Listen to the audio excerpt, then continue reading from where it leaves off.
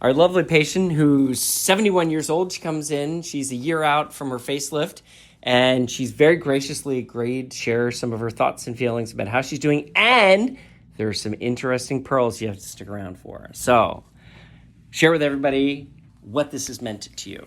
Okay, it's just kind of like reinvented me. I mean, I just feel better about myself. Actually, if you could all see me, I don't think I look like I'm 71. True. I look even less 71 now that I came to Dr. Claytor. I have had a marvelous experience with everybody in this office. I love everybody in here. I would come and have everything done if I had millions of dollars. But I will say that what I did have done with my neck and my face is like perfect. I mean, you would never know I had anything done, which is even better. So I have nothing but great things to say about Dr. Claytor and his whole staff. Well, that's very, very lovely. Thank you. You're very welcome. Share with everybody how you found me in the first place. Okay, I did some research. I knew I wanted to have something done. And, we're talking about your face, so you have to be really careful. So I looked up, I researched online. I actually visited a couple of doctors. And when I came to Dr. Claytor's office, it was different. I sat around a small round table with him, and it was like we were chatting. And he did not throw me into an office afterwards to have somebody give me, all the cost and and start to ask when I wanted something scheduled. He really created a base for me to think about it and to get back to him, which was pleasant. It was a pleasant experience, and I did not feel rushed or pressured. And then I went and looked up reviews on him, and I don't think there are any less than 5, so out of 5. So I, thought I like this doctor. I feel comfortable with him, and I loved everybody in here from the moment I came in. So I said, okay, I'm going to, even though I didn't entirely understand what I was going to have done medically, I put myself in his hands, and I am glad I did. Oh, you're so wonderful. I love what you were saying at that last part, because you were telling me you like to watch all the videos that I do. I do. And I try so hard to keep my language very basic and simple, but you were saying that I drift into these fancy doctor words periodically. Yes, but I will tell you, if anybody has a chance, watch his videos. You can see them all the time. They're on almost every procedure. They will give you a sense of what he does and how extraordinarily competent he is based on the way how he discusses the procedure, how it's done, and what you can expect. And they're always up to date. So I would recommend to anybody to take a look at the updated posts that he has with those videos in it. They're very helpful. You're very kind. I love doing those. And I start talking, my team and I say, well, we're going to do this one of these short 2-3 minutes. 20 minutes into it, but I'm still going.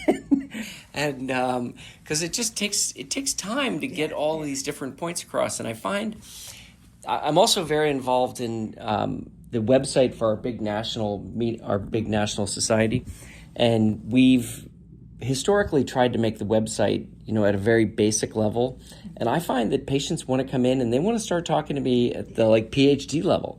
They're like, I want to have a really complicated, in-depth discussion talking about retaining ligaments, deep plane facelift, submandibular glands, where are you going in relation to the nerves and how are you going to be closing and why is it that you don't use drains, and tell me about the hemostatic net. All these terms that patients come in today and they are very well versed, and so it takes a while to explain all that. Mm-hmm. It does, and I'm not suggesting that you change it. It's just and your sheer excitement of explaining it is also wonderful, because that by itself sells itself. But I would say that some people might not immediately comprehend it, but you have drawings. Yep. So those drawings are also helpful. But I would still recommend everybody to take time if they wanted to see all the things that you do and how you do it, which is not necessarily the same as other doctors in your field. So therefore, I would say, and other doctors don't share as much as you do. So I would absolutely recommend that they stop and take a look. Did I ever tell you what I did before I went to medical school? No. I was a commercial airline pilot and a flight instructor. And so I find that my skill set that I learned because when you're the flight instructor, you're in the plane with the person you're teaching how to fly. So I really honed my skills in being able to teach others because my own survival depended upon it. Yeah. I could see that. And so that background and understanding, it's that whole thing also, the cockpit resource management, it's very big in aviation, talking about how you validate other people's feelings and how they are, as they're struggling with what they're working on. And you say, talk about it, let's hear about it. And rather than, just shush them and say, no, we're just going to do this. Well, that's good. That's good training ground. Besides that, I also have to say that the other thing about the experience with you is the experience with your staff. Everyone in here is like marvelous. Great team. I haven't been here in a long time. I walked in that door and they said, hi, Donna.